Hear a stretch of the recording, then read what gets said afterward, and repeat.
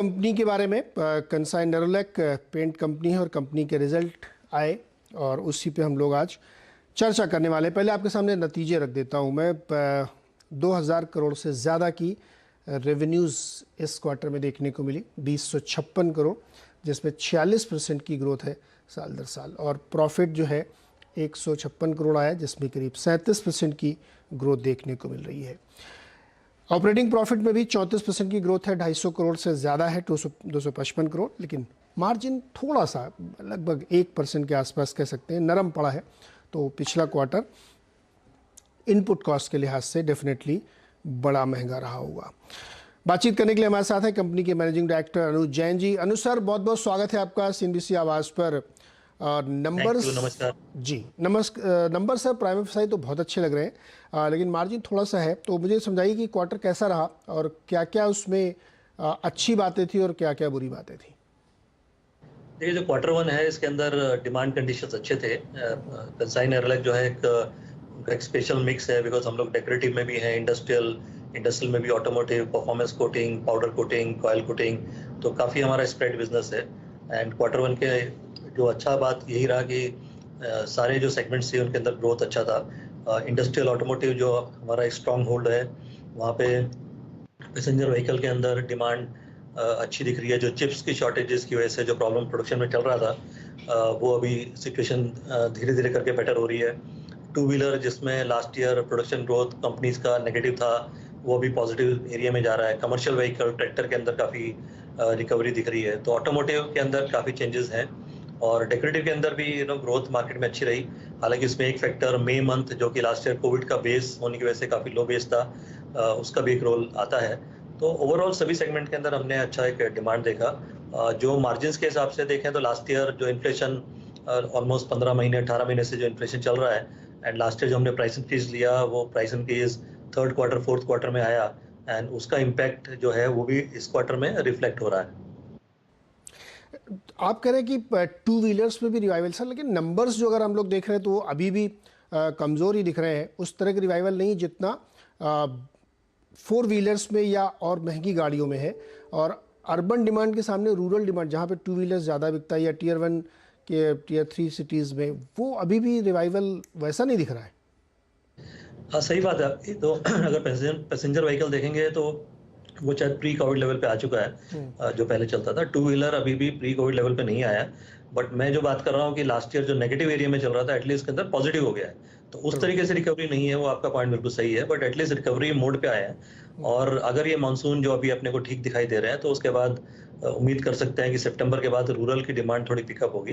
वो भी पॉइंट में आपका एग्री करता हूँ कि जो रूरल और अर्बन, अगर हम क्वार्टर वन के अंदर भी देखें तो जो ग्रोथ है वो अर्बन से ज़्यादा आई है एंड रूरल से ग्रोथ कम है। ओके अनुज जी, आपने कहा कि लास्ट क्वार्टर में आपने प्राइस हाइक लिया था और उसमें आपकी इनपुट कॉस्ट बढ़ी हुई थी, लेकिन अब धीरे धीरे जो क्रूड है या उसके डेरिवेटिव्स हैं वो थोड़े से सॉफ्ट हुए हैं। लेकिन क्या आपको अभी भी ज़रूरत लगती है कि प्राइस हाइक लेनी पड़ सकती है करंट क्वार्टर में? जो लास्ट ईयर जो प्राइस इंक्रीज हुआ, वो थर्ड क्वार्टर फोर्थ क्वार्टर में जो प्राइस इंक्रीज हुआ, उसमें डेकोरेटिव के अंदर प्राइस इंक्रीज फिर भी सफिशिएंट था। लेकिन जो इन्फ्लेशन जो इंडस्ट्रियल में हमने देखा, उसके लिए जो प्राइस इंक्रीज चाहिए था वो हम लास्ट ईयर में नहीं ले पाए। एंड इवन फर्स्ट क्वार्टर के अंदर जो इन्फ्लेशन है वो 7% के करीब इन्फ्लेशन है। 2% हमने फर्स्ट क्वार्टर में भी प्राइस इंक्रीज लिया है।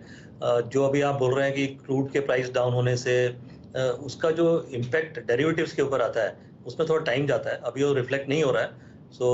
अभी भी ऐसा लगता है कि सेकंड क्वार्टर के अंदर थोड़ा प्राइस इंक्रीज की रिक्वायरमेंट रहेगी। और इंडस्ट्रियल एरिया के अंदर हमारा काफ़ी गैप है अभी, बिकॉज जो टोटल इन्फ्लेशन अगर पिछले 15 महीने का देखें, उसके हिसाब से जो हमने प्राइस इंक्रीज लिया है वो अभी कम है, और उस इन्फ्लेशन को मिटिगेट करने के लिए और प्राइस इंक्रीज की जरूरत रहेगी। कितना बढ़ेगा सर ये प्राइस?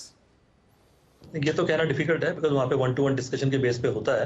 अच्छा। बट इंडिकेशन के लिए आपको ये बता सकता हूँ कि 7% का इन्फ्लेशन जो फर्स्ट क्वार्टर में था, अगर लास्ट ईयर के ऊपर देखें, उसमें 2% हमने लिया है। डेकोरेटिव में शायद थोड़ा प्राइस इंक्रीज और होगा, बट इंडस्ट्रियल में ज़्यादा प्राइस इंक्रीज लेना पड़ेगा उस इन्फ्लेशन को कॉम्बैट करने के लिए। मोटे मोटे 5-6% तो मान के चले। अनुज, एक चीज़ समझाइए हम लोगों को, क्योंकि जब भी क्रूड में फ्लक्चुएशन होता है, ऊपर नीचे होता है, तो एक जनरल परसेप्शन होता है कि पेंट कंपनियों के ऊपर, केमिकल कंपनियों के ऊपर, इन सब के ऊपर असर पड़ता है। एक सिंपल अंडरस्टैंडिंग के लिए कि जब क्रूड बहुत भागने लगता है, मान लीजिए अभी $100 के आसपास चल रहा है, या 120 हो गया, 110 हो गया, किस तरह से आपके इनपुट कॉस्ट में इम्पैक्ट डालता है और कितना परसेंटेज टर्म में अगर आप मुझे समझा सके तो इसमें एक तो क्या है कि जो क्रूड के प्राइसेस होते हैं, जो क्रूड के प्राइसेस अप या डाउन होते हैं, उसके बाद उनका डेरिवेटिव में इम्पैक्ट आने में 2 से 3 महीने का टाइम रहता है। ठीक है। एंड फिर पेंट इंडस्ट्री के पास अपनी जो इन्वेंट्री होती है, तो एक्चुअली काफी लैग इफेक्ट है, कहना बड़ा डिफिकल्ट है, बट वन कैन से कि 3 महीने का लैग इफेक्ट आता है। बाकी तो ये बेस प्राइस है, क्रूड बेस है, तो उसकी वजह से सारे जो प्राइसेस हैं चेंज होते हैं। एक क्रूड हो गया, दूसरा आपका रुपी डेप्रिसिएशन हो गया, तो दोनों के एंगल से वो चलता है। एंड बाय एंड लार्ज आप बोल सकते हैं कि जैसे करंट ईयर के लिए हमने एस्टिमेट किया था कि 100 की रेंज पे क्रूड रहेगा, जो उसी रेंज के अंदर चल रहा है, उस एक्सटेंट तक ठीक है। उसके ऊपर जाएगा तो इन्फ्लेशन और रहेगा, और प्राइस इंक्रीज आएगी, और प्राइस इंक्रीज आएगी, तो फिर डिमांड इम्पैक्ट होने का डाउट रहता है। सो टू दैट एन एक्सटेंट अपने को लगता है कि थोड़ा सा स्टेबल मोड पे ये है, तो जो प्रोजेक्शन किया उसके हिसाब से जा रहा है। ओके अनुज जी, अगले क्वार्टर में बहुत फेस्टिविटी होने वाली है। अगले क्वार्टर के अगले 2 क्वार्टर अगर आप लेके चलें तो बहुत फेस्टिविटी होने वाली है। डिमांड का सिनेरियो मैं आपसे समझना चाह रहा हूँ, कंसिडरिंग कि लास्ट क्वार्टर में आपको वॉल्यूम ग्रोथ उतनी अच्छी नहीं थी। नहीं तो देखिए, उसमें क्या है कि जो वॉल्यूम ग्रोथ है अच्छी है फर्स्ट क्वार्टर के अंदर। सेकंड क्वार्टर के अंदर क्या रहता है कि अगर आप डेकोरेटिव में देखेंगे तो एक दिवाली का फैक्टर रहता है। दिवाली इस बार जल्दी है, अक्टूबर के अंदर है, जो लास्ट ईयर नवंबर मंथ के अंदर दिवाली थी। एंड पेंट इंडस्ट्री में जनरली जब दिवाली नवंबर में होती है तो एक ज्यादा टाइम मिलता है फेस्टिवल का। इस बार फेस्टिवल का टाइम कम मिलेगा, बट ओवरऑल जो सेंटिमेंट्स हैं वो मार्केट के ठीक लगता है। तो अगर ईयर पर्सपेक्टिव से देखें तो एक decent double digit growth market की नजर आती है वॉल्यूम में। ओके सर, आपके कुछ लैंड मोनेटाइजेशन के भी प्लान्स हैं, आप हमें वो बताइए जो चल रहे हैं ऐसे कि उसको आप मोनेटाइज कर सकते हैं, जो आइडल लैंड पड़ी हुई है आपके पार्सल्स। ये लैंड है हमारे पास, बट तो इवैल्यूएशन के मोड में रहती है। तो ऐसा कुछ अभी आज की डेट में कोई ऐसा कॉन्क्रीट नहीं है जिसके बारे में बात कर सकता हूँ, बट वो इवैल्यूएशन के हिसाब से है। सर, जो लोअर परेल में आपका है रियल एस्टेट, उसका क्या होने वाला है? उसमें रीडेवलपमेंट होगा या उसको आउटराइटली सेल करेंगे? उसमें क्या उसका अपडेट्स क्या है? ये अभी कोई इसका स्टेटस नहीं है। अभी तो हम लोग यहाँ पे लोअर परेल में है, इसी ऑफिस के अंदर है। तो जब भी राइट टाइम पे कुछ ऐसा माइंड में चेंज होगा, कुछ होगा, तो उस टाइम पे जो भी प्रोटोकॉल है वो फॉलो करेंगे। नहीं वो तो ठीक है सर, मैं पूरी डिटेलिंग आपसे नहीं चाहता हूँ। मैं चाहता हूँ उसको आपका प्लान्स क्या है, मतलब उसी को रिडेवलप करेंगे अपने लिए या उसको आप बेच देंगे? नहीं, आज का ये अभी राइट टाइम नहीं है उसके प्लान के बारे में बात करना। अभी वो हमारा ऑफिस है, उसी ऑफिस के अंदर हम लोग हैं। तो एज ऑफ नाउ ऐसा कोई प्लान नहीं है। अच्छा, एज ऑफ नाउ अभी ऐसा कोई प्लान आपको नहीं दिख रहा है। दूसरा एक और चीज़ है इंडस्ट्री वाइज मैं समझना चाहता हूँ कि एक तो वाटर सोल्यूबल और दूसरा ऑयल बेस्ड, तो क्या इस तरफ ज़्यादा आप लोगों का रुझान है वाटर बेस्ड पेंटिंग में?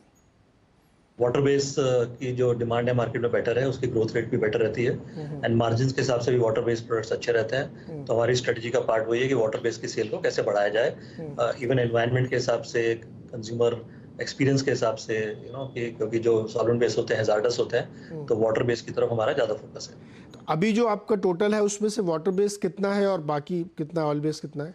मोर देन 50% डेकोरेटिव के अंदर वाटर बेस से सेल आती है। और इसको आप पूरा करना चाहते हो उधर 100% उधर ले जाएंगे? 100 तो नहीं हो सकता है, लेकिन जो डिमांड है वाटर बेस में बेटर है, तो हर साल को 1-2% का इंक्रीज होता है। उसके अंदर अगर हम बेटर करते हैं तो थोड़ा सा और बेटर हो सकता है, बट 1 से 2% का ईयर के अंदर उसके अंदर बेटरमेंट होता है। 1 से 2% का बेटरमेंट यहाँ पे हो सकता है। थैंक यू अनुज सर, बहुत बहुत शुक्रिया हमारे साथ जुड़ने के लिए। 2-3 बातें आपने जो कही, एक तो कि नेक्स्ट क्वार्टर में प्राइस हाइक हो सकती है और वो इंडस्ट्रियल सेगमेंट में ज़्यादा होगी, 5-6% तक हो सकती है। दूसरा आपने कहा कि फेस्टिव सीजन बहुत बड़ा नहीं है, छोटा रहेगा इस बार, क्योंकि दिवाली अक्टूबर लास्ट में हो जाएगी, लेकिन डिमांड अच्छी रहने की संभावना है क्योंकि पिकअप देखने को मिल रहा है। Q1 से ये संदेश मिल रहा है, यहाँ पे ये चीज़ें निकल के आ रही हैं, तो ये आगा होगा। तीसरी बात उन्होंने कही, लैंड पार्सल मोनेटाइजेशन के बारे में अभी कोई फैसला नहीं हुआ या स्ट्रेटजिक है, इसलिए उस समय प्रोटोकॉल के मद्देनजर खुलासा नहीं किया जा सकता। बहुत बहुत शुक्रिया अनुसर हमारे साथ जुड़ने के लिए। नेरोलैक पेंट्स में आप इस वक्त देखिए तो ज़बरदस्त तेज़ी है। कंसाई नेरोलैक का भाव 17% ऊपर 504 रुपये पे इस वक्त ट्रेड करता हुआ दिख रहा है। गावा सर हमारे साथ हैं क्या? गावा सर, कंसाई नेरोलैक में क्या भाव बन रहा है आपका? चार्ट पे कैसा लग रहा है? अच्छा लग रहा है मुझे कंसाई नेरोलैक, बिल्कुल। चार्ट स्ट्रक्चर जो मूव बना है 2 हफ्ते कल और आज का, बहुत बढ़िया है। मुझे लगता है ये होल्ड के लायक है। बॉटम आउट 375 400 हो चुका, अपसाइड टारगेट करीब 575 600 है, लेकिन उसे वक्त लगेगा। तो इसमें जब भी कोई डिस्क मिलेगी बाइंग का मौका रहेगा। कंसाई नेरोलैक पेंट्स तो अच्छे कर ही रहे हैं। ओके, चलिए एक छोटा सा ब्रेक लेंगे यहाँ पे। ब्रेक से लौट के आके बाजार की तस्वीर देखते हैं कि अब कहाँ पहुँच रहा है। और रिकवरी आ गई, 54 पॉइंट ही बचा है, शायद कमाई के अड्डे पे ये ग्रीन में टर्न हो जाए। छोटा सा ब्रेक।